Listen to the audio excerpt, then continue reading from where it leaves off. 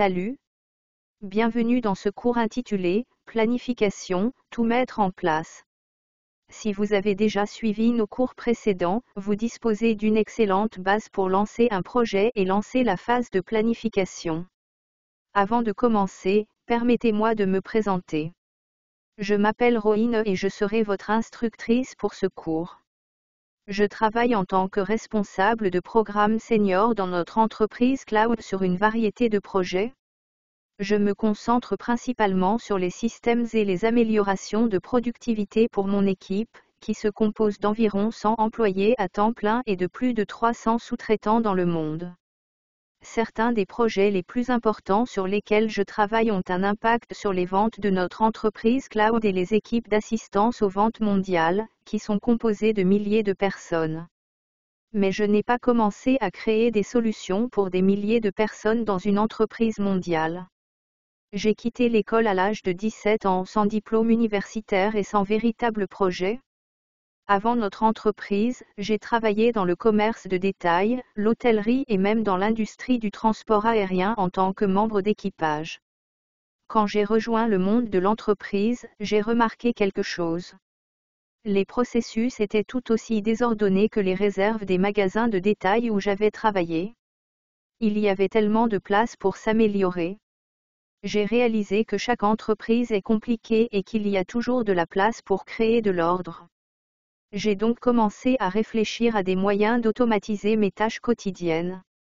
J'envoyais des idées par courrier électronique à mon responsable et à mes collègues, je travaillais avec des équipes de toute l'entreprise, je réfléchissais à des solutions aux problèmes, coordonnais la formation de mes collègues et bien plus encore. C'est à ce moment-là qu'il est devenu clair, j'étais gestionnaire de projet. J'ai été transféré à un poste entièrement axé sur la gestion de programmes au siège de notre entreprise à Mountain View, en Californie. Dans mon entretien d'embauche, je me suis concentré sur des exemples de la façon dont j'ai appliqué ces compétences transférables de mes rôles précédents, et comment je pourrais tirer parti des connaissances que j'ai acquises de mon expérience. 4 ans plus tard, je suis ici et je suis très heureux de m'associer à vous dans ce voyage d'apprentissage. De l'extérieur, les grandes entreprises mondiales peuvent sembler avoir tout compris. Mais il y a toujours de la place pour de nouveaux processus, et vous avez probablement les compétences et les connaissances de vos expériences précédentes qui peuvent être utiles. Alors continuez, vous allez dans la bonne direction.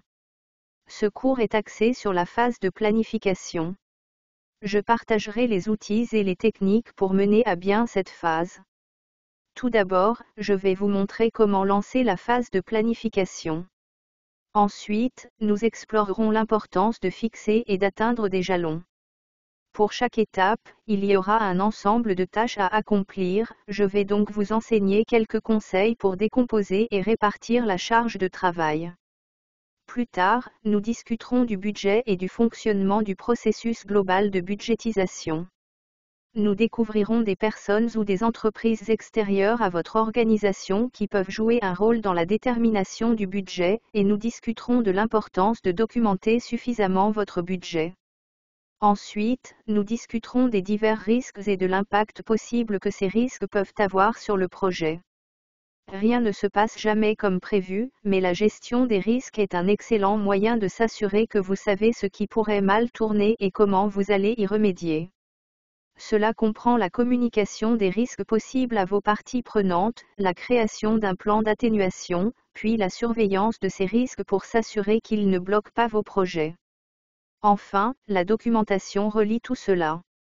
Garder tous vos plans de projet documentés et organisés non seulement vous aide, mais cela aide également les personnes impliquées à connaître leurs responsabilités.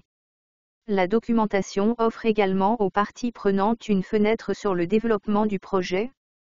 Cela a toujours été important pour le succès de mes propres projets chez notre entreprise, et je suis ravi d'explorer ce sujet avec vous. Prêt à commencer? Rendez-vous dans la prochaine vidéo.